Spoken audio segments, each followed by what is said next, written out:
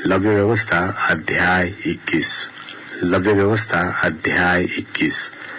याजकों के लिए विशेष विशेष विधियां। फिर यहोवा ने मूसा से कहा, हारून के पुत्र जो याजक है उनसे कहा कि तुम्हारे लोगों में से कोई भी मरे तो उसके कारण तुम में से कोई अपने को अशुद्ध न करे।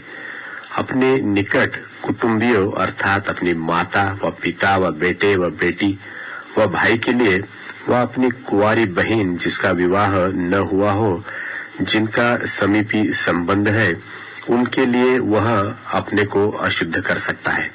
पर याजक होने के नाते से वह अपने लोगों में प्रधान है, इसलिए वह अपने को ऐसा अशुद्ध न करे कि अपवित्र हो जाए।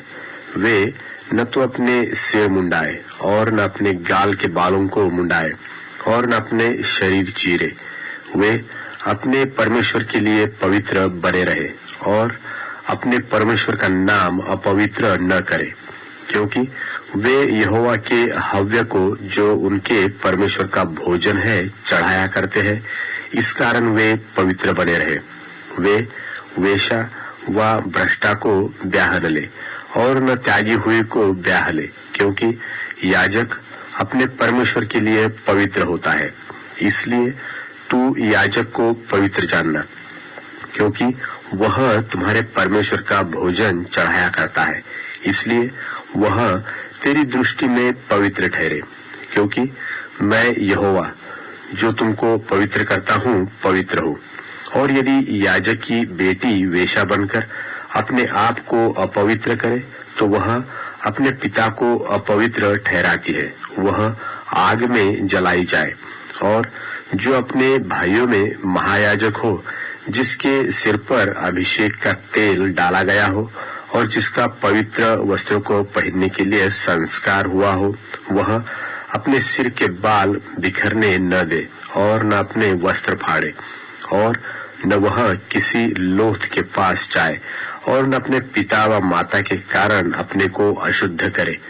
और वह पवित्र स्थान से बाहर भी न निकले और न अपने परमेश्वर के पवित्र स्थान को अपवित्र ठहराए, क्योंकि वह अपने परमेश्वर के अभिषेक का तेल रूपी मुकुट धारण किए हुए है। मैं यहोवा हूँ।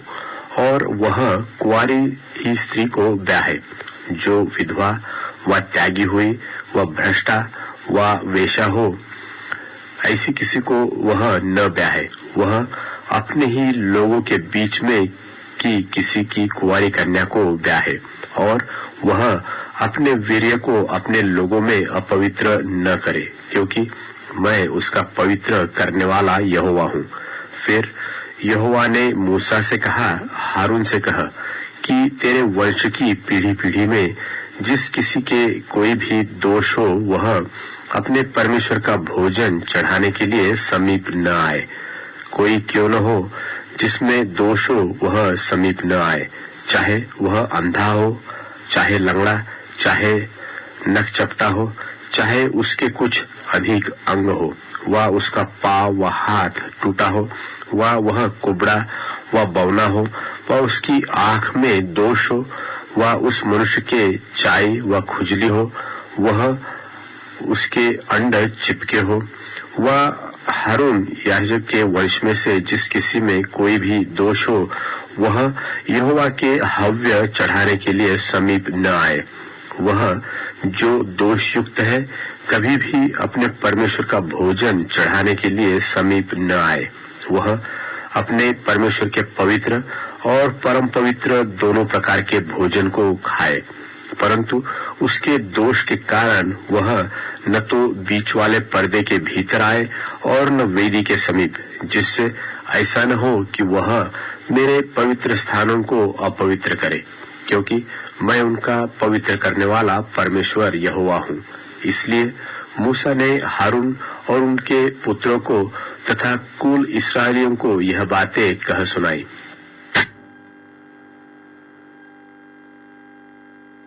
लव्य व्यवस्था अध्याय 22। लव्य व्यवस्था अध्याय 22। फिर यहोवा ने मूसा से कहा, हारून और उसके पुत्रों से ये कहा कि इस्राएलियों की पवित्र की हुई वस्तुओं से जिनको वे मेरे लिए पवित्र करते हैं न्यारे रहे और मेरे पवित्र नाम को अपवित्र न करे। मैं यहोवा हूँ। और उनसे कहा कि तुम्हारी पीढ़ी पीढ़ी में तुम्हारे सारे वंश में से जो कोई अपनी अशुद्धता की दशा में उन पवित्र की हुई वस्तुओं के पास जाए जिन्हें इस्राएली यहोवा के लिए पवित्र करते हैं, वह प्राणी मेरे सामने से नाश किया जाएगा। मैं यहोवा हूँ। हारून के वंश में से कोई क्यों न हो जो कोढ़ी हो वा उसके प्रमेह हो, वह मनुष्य जब तक शुद्ध न हो जाए तब तक पवित्र की हुई वस्तुओं में से कुछ न खाए। और जो लोथ के कारण अशुद्ध हुआ हो वा जिसका वीर्य स्खलित हुआ हो, ऐसे मनुष्य को जो कोई छुए और जो कोई किसी ऐसे रेंगने हारे जंतु को छुए जिससे लोग अशुद्ध हो सकते हैं, वह किसी ऐसे वस्तु को छुए जिसमें किसी प्रकार की अशुद्धता हो जो उसको भी लग सकती है, तो वह प्राणी जो इनमें से किसी को छुए सांझ तक अशुद्ध ठहरा रहे और जब तक जल से स्नान न कर ले तब तक पवित्र वस्तु में से कुछ न खाए। तब सूर्य अस्त होने पर वह शुद्ध ठहरेगा और वह पवित्र वस्तुओं में से खा सकेगा, क्योंकि उसका भोजन वही है। जो जानवर आपसे मरा हो वह पशु से फाड़ा गया हो, उसे खाकर वह अपने आप को अशुद्ध न करे। मैं यहोवा हूँ। इसलिए याजक लोग मेरी सौंपी हुई वस्तुओं की रक्षा करें। ऐसा न हो कि वे उनको अपवित्र करके पाप का भार उठाए और इसके कारण मर भी जाए। मैं उनका पवित्र करने वाला यहोवा हूँ। पराये कुल का जन किसी पवित्र वस्तु को न खाने पाए, चाहे वह याजक का पहुन हो व मजदूर हो, तो भी वह कोई पवित्र वस्तु न खाए। यदि याजक किसी प्राणी को रुपया देकर मोल ले तो वह प्राणी उसमें से खा सकता है और जो याजक के घर में उत्पन्न हुआ हो वे भी उसके भोजन में से खाए। और यदि याजक की बेटी पराये कुल के किसी पुरुष से ब्याही गई हो तो वह भेंट की हुई वस्तुओं में से न खाए। यदि याजक की बेटी विधवा व त्यागी हुई हो और उसकी संतान न हो और वह अपनी बाल्यावस्था की रीति के अनुसार अपने पिता के घर में रहती हो तो वह अपने पिता के भोजन में से खाए, पर पराये कुल का कोई उसमें से न खाए।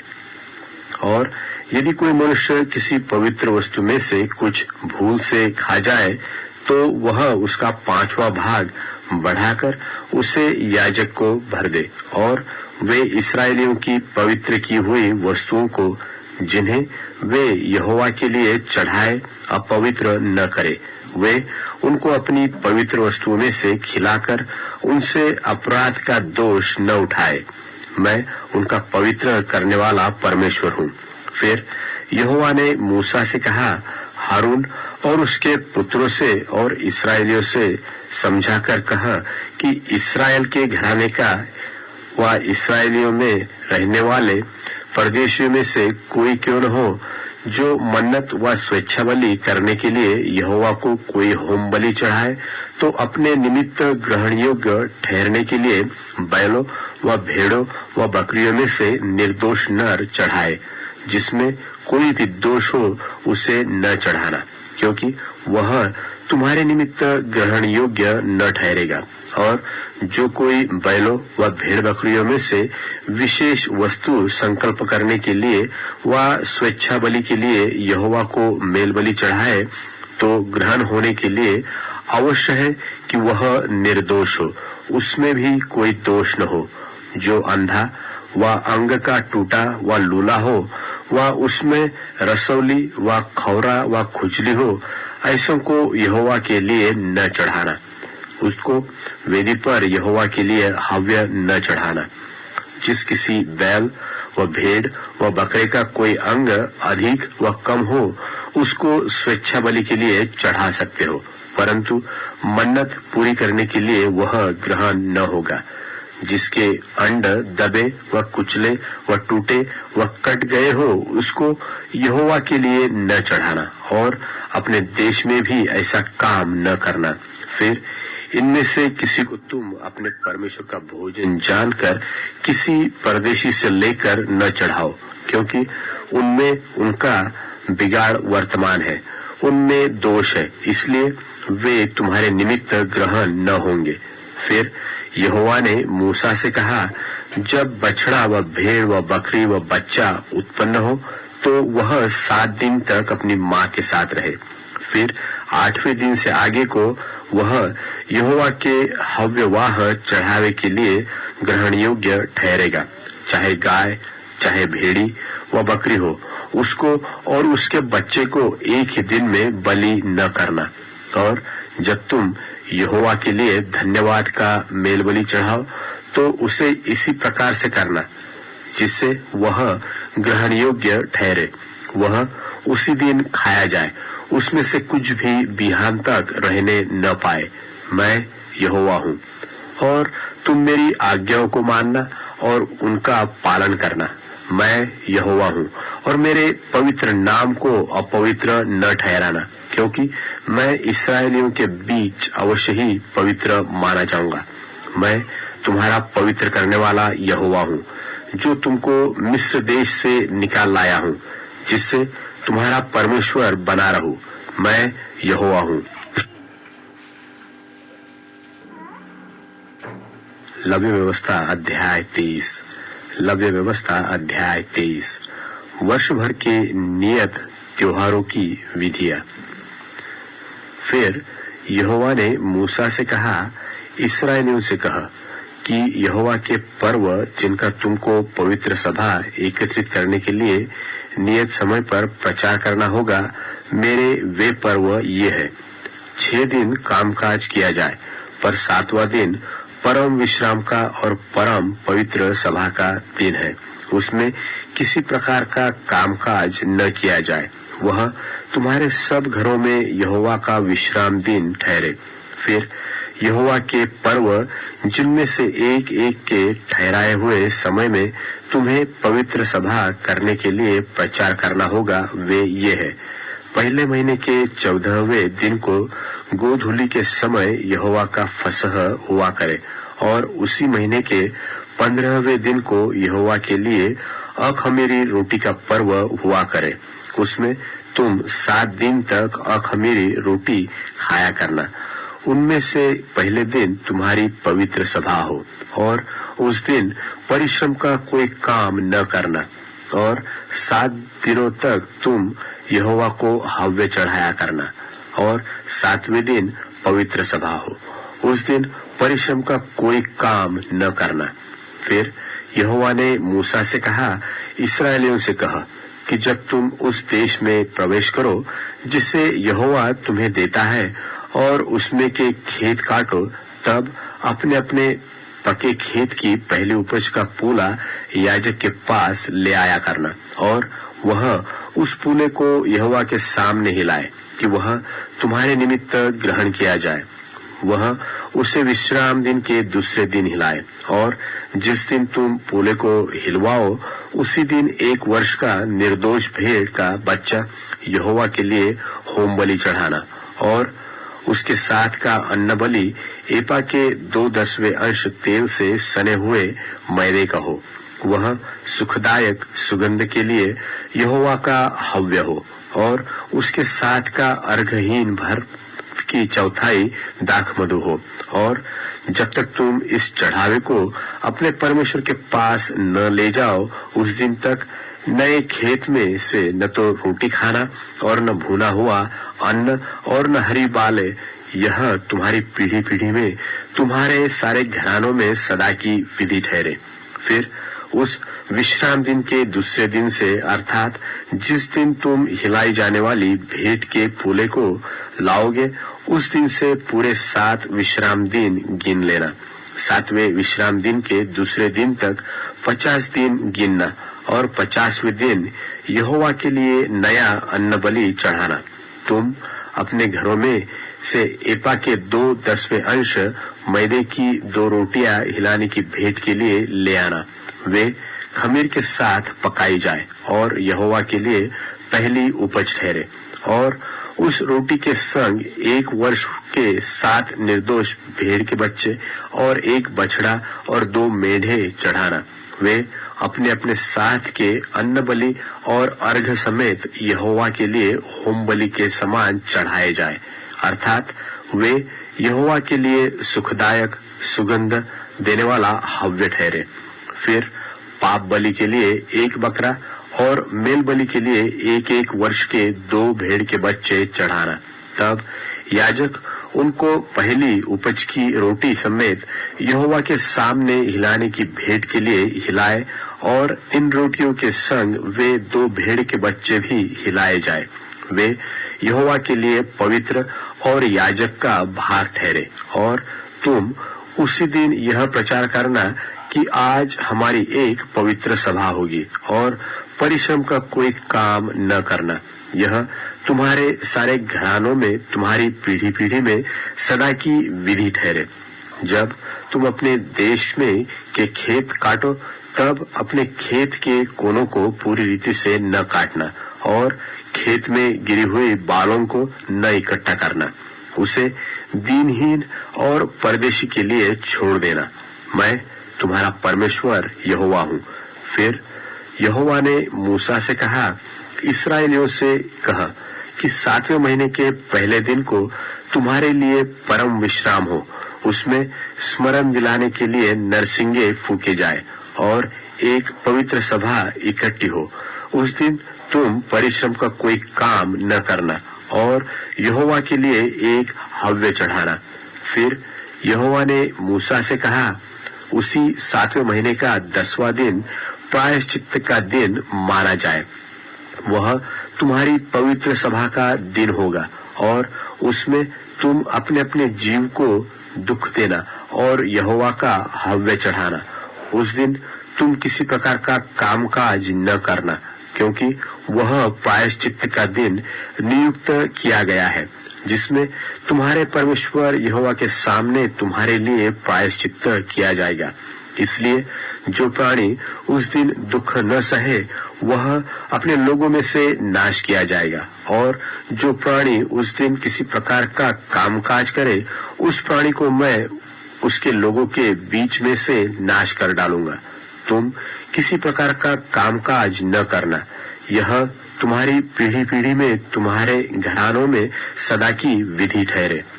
वह दिन तुम्हारे लिए परम विश्राम का हो। उसमें तुम अपने अपने जीव को दुख देना और उस महीने के 9वें दिन की सांझ से लेकर दूसरी सांझ तक अपना विश्राम दिन माना करना।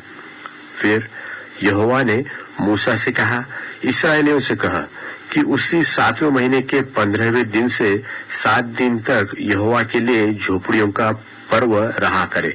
पहले दिन पवित्र सभा हो, उसमें परिश्रम का कोई काम न करना। 7 दिन यहोवा के लिए हव्य चढ़ाया करना। फिर 8वें दिन तुम्हारी पवित्र सभा हो और यहोवा के लिए हव्य चढ़ाना। वह महासभा का दिन है और उसमें परिश्रम का कोई काम न करना। यहोवा के नियत पर्व यही है। इनमें तुम यहोवा को हव्य चढ़ाना, अर्थात होम बलि, अन्न बलि, मेल बलि और अर्घ प्रत्येक अपने अपने नियत समय पर चढ़ाया जाए और पवित्र सभा का प्रचार करना। इन सभा में अधिक यहोवा के विश्राम दिनों को मानना और अपनी भेंटों और सब मन्नतों और स्वेच्छा बलियों को जो यहोवा को अर्पण करोगे चढ़ाया करना। फिर 7वें महीने के 15वें दिन को जब तुम देश की उपज को इकट्ठा कर चुको तब 7 दिन तक यहोवा का पर्व मानना। पहले दिन परम विश्राम हो और 8वें दिन परम विश्राम हो। और पहले दिन तुम अच्छे अच्छे वृक्षों की उपज और खजूर के पत्ते और घने वृक्षों की डालियां और नालों में के मजनू को लेकर अपने परमेश्वर यहोवा के सामने 7 दिन तक आनंद करना। और प्रतिवर्ष 7 दिन तक यहोवा के लिए यह पर्व माना करना। यह तुम्हारी पीढ़ी पीढ़ी में सदा की विधि ठहरे कि 7वें महीने में यह पर्व माना जाए। 7 दिन तक तुम झोपड़ियों में रहा करना, अर्थात जितने जन्म के इस्राएली हैं वे सब के सब झोपड़ियों में रहे, इसलिए कि तुम्हारी पीढ़ी पीढ़ी के लोग जान रखें कि जब यहोवा हम इस्राएलियों को मिस्र देश से निकाल कर ला रहा था, तब उसने उनको झोपड़ियों में टिकाया था। मैं तुम्हारा परमेश्वर यहोवा हूँ। और मूसा ने इस्राएलियों को यहोवा के पर्व के नियत समय कह सुनाए।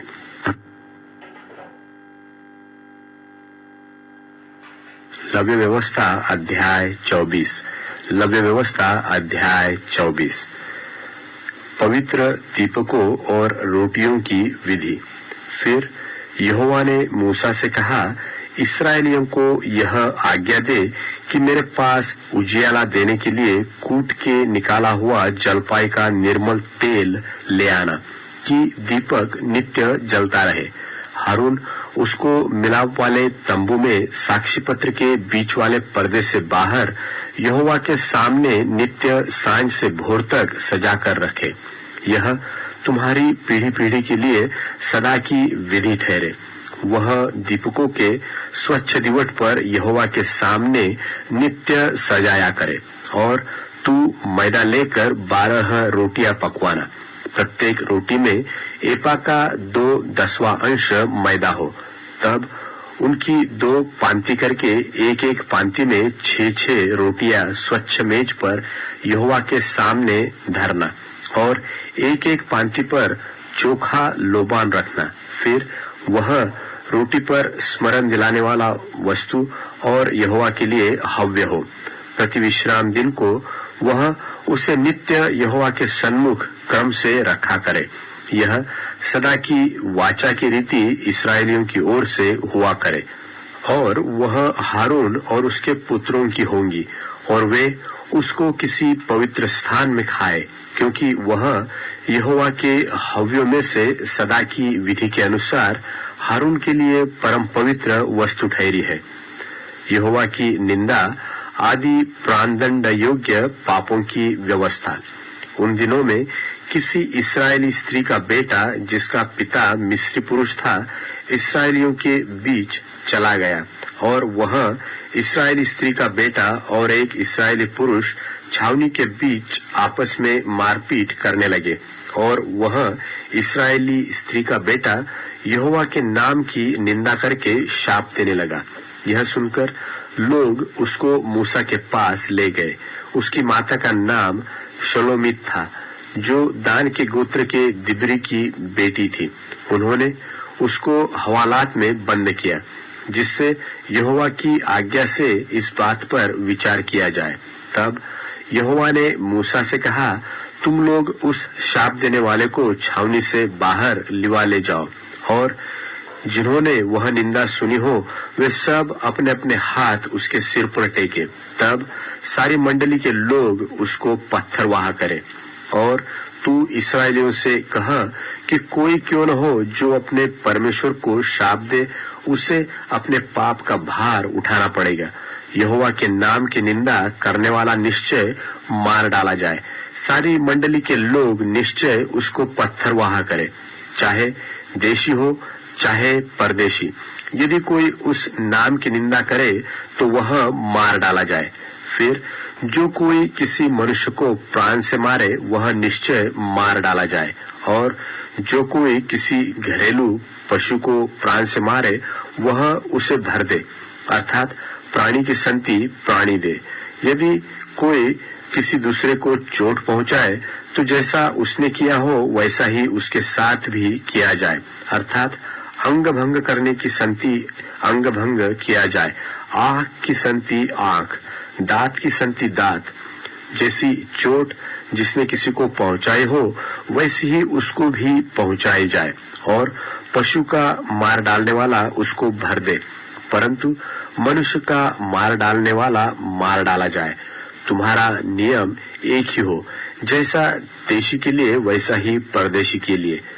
मैं तुम्हारा परमेश्वर यहोवा हूँ। और मूसा ने इस्राएलियों को यही समझाया। तब उन्होंने उस शाप देने वाले को छावनी के बाहर ले जाकर उसको पत्थरवाह किया और इस्राएलियों ने वैसा ही किया जैसा यहोवा ने मूसा को आज्ञा दी थी।